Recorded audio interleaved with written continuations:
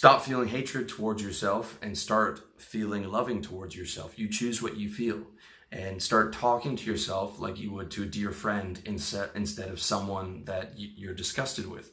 A lot of depression is self-hatred. Your life's not going well, and the thoughts that you're having and speaking to yourself are usually very bad and very negative. And you wouldn't talk to a dear friend that way. So why talk to yourself that way? Okay? Allow yourself to feel proud of the progress you're making and the goals you're working towards. If you're still watching this video, you're making progress. And if you're sitting here listening to these goals, and maybe you go over to the article on my website, revolutionarylifestyledesign.com, and you look at all the things that I'm writing out, and maybe you save that in your Evernote and you start to implement those, you should feel proud of making those changes and moving towards those goals. Tell yourself that you've suffered enough, okay? And you will no longer allow life to make you miserable, all right? As long as you're on this planet, the most logical thing to do is enjoy it as much as possible and to suffer as little as possible. And no one can argue with that logic. So take that logic in and make a commitment. If you can't get positive today or tomorrow or the next day, at least get pissed off, okay?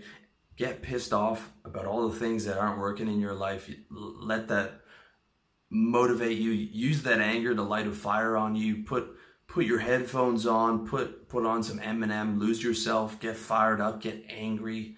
You know, if that's what you have to do, if you can't get up, you can't get your mood up to neutral, get angry, man, and start to get pissed off, and use that power to get you into the gym and get you to take action on the things that need to be taken action on and the things that need to be changed, and get pissed off that other people have things that you don't have. And you know, whether it's women or whether it's money, you know, get pissed off that you're on the sidelines and you're not able to get the things that you want, and use that to motivate you to say, I am going to be the guy that gets that stuff, and I am going to go after it, and I'm going to get up every day and go after it, and I'm going to get pissed off, and I'm going to use the pain to push me to greatness. Okay? Set up an action plan to solve the recurring structural problems in your life. I believe half of depression, self-hatred, the other half is your life structure is based around things that you hate. You know, a job you hate, living at home with your mom, you know, the toxic people in your life, a toxic girlfriend. You know, when you feel depressed consistently, it's because you don't have a lot of things to look forward to. And when you don't have a lot of things to look forward to, what that means is you have recurring structural problems in your life that you have to solve. The bulk of your problems are things that happen consistently, and the bulk of them, a lot of them are external structural things, okay? It's going to be hard to not consistently feel depressed if you're a janitor or if you have to work the night shift at McDonald's and you have to take action on solving those problems, okay? Choose to be ruthlessly positive and optimistic in your thinking. There's either positive thinking or negative thinking, and it's a daily battle every day. And choose positivity and optimism as much as you possibly can. Watch and read and listen to as much positive personal improvement content that you can. Watch things, you know, videos, TV shows that make you laugh, and spend time around funny people. Eat clean, cut out the junk food, quit the drugs and distractions, especially the weed. Smoking weed every day will make you paranoid, will make you depressed, will make you lethargic. That's a fact. Get negative and toxic people out of your life. Take control over your life by becoming a minimalist, getting ultra organized, and setting up a schedule to follow so your life is running on autopilot. If you want to see how to do that, check out my book, How to Get Organized, over at revolutionarylifestyledesign.com/products. If you implement that book exactly, it will massively change your life. I promise you, it's the most important thing and the most useful thing on my website. I guarantee that. Set yearly health, wealth, relationships, and lifestyle goals that you can take pride in working on and achieving. Even if it's just losing 10 pounds or adding $1,000 to your income every month, that you will be able to take pride in achieving and working on that goal.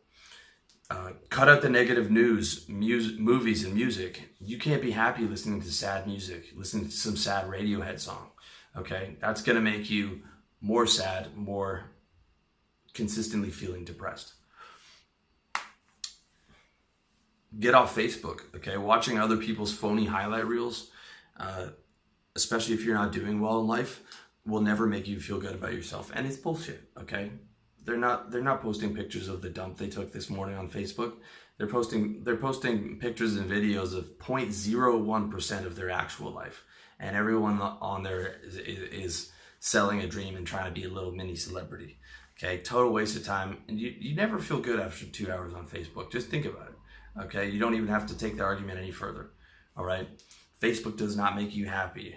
It makes you addicted. It is an attention casino built by the smartest, behavioral psychologists and programmers in the world to attract your attention. All right, find your purpose on the planet and put all your energy into your mission. Spend time outdoors every day and in the sun whenever you can, even if that means moving to a different country or different state. I'll tell you, I'm a lot happier in Thailand than in Canada because Canada has 6 months of winter. We have rainy season here, and I'm looking to go somewhere else every 3 months out of the year. But for the bulk of the year, it's sunny, and that is a massive difference between February in Canada, where it's minus 30 Celsius and it's cold and it's gray and the snow's up to your knees and it's never sunny, and everyone feels depressed in that month of February. Find your purpose. Refocus on your work whenever you have those old familiar negative feelings creeping in. Okay, another great tactic for changing the thought of feeling depressed is just changing your focus. And one of the best things to focus on is work. Okay, because then you lose yourself in your work, and by the end of it, it's 3 hours later, the thing that you were feeling bad about doesn't feel so bad anymore, and you feel good because you achieved something. You achieved something in your work, and you're one step closer to one of your yearly goals for the year. Reach out to God and create a loving relationship with your Creator. If you're dead set on being agnostic or atheist, that's fine, but if you have any impulse at all towards that, now's the time to reach out to God, and when you reach out with sincerity, you're going to hear a voice back. It's going to be your voice, but it's not coming from you. It's hard to explain. You don't have to believe me. But when you really reach out in all sincerity, there's an answer there. But you have to be earnest. Okay? And there's no such thing as too much of a relationship with God as far as I'm concerned.